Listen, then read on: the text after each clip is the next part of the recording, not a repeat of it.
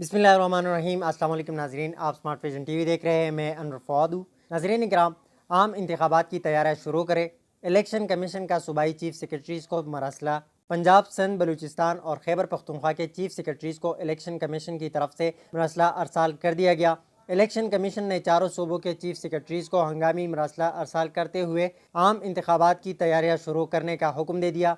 पंजाब, सिंध, बलूचिस्तान और खैबर पख्तूनख्वा के chief secretaries को इलेक्शन कमीशन की तरफ से मरसला अरसाल कर दिया गया।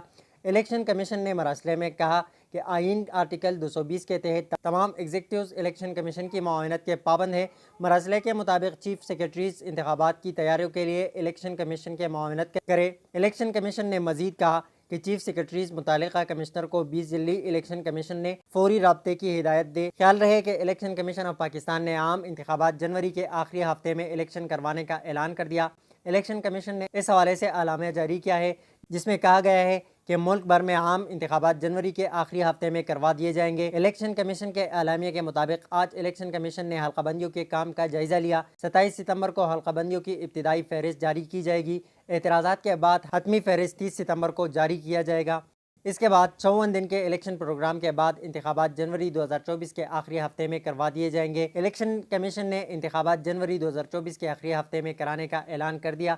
इलेक्शन कमीशन के फैसले पर रद्द-ए-अमल देते हुए मुस्लिम लीग नून के जनरल सेक्रेटरी अहसन इकबाल ने कहा कि तमाम जमातों को अब इलेक्शन की तैयारी करनी चाहिए। इलेक्शन कमीशन हल्काबंदियों को मुकम्मल करने के बाद इंतखाबी शेड्यूल का ऐलान करता है। हल्काबंदियों के बगैर वन मैन वन वोट का तस्वर खत्म हो जाएगा। इलेक्शन कमीशन आईन कानून के मुताबिक हल्काबंदियाँ कर रहा है। इलेक्शन कमीशन को हल्काबंदियों के दौरानियों को कम करने की तजावीज़ पेश की गई थी। उनका कहना था कि इलेक्शन कमीशन आईन कानून के मुताबिक हल्काबंदियाँ कर रहा है।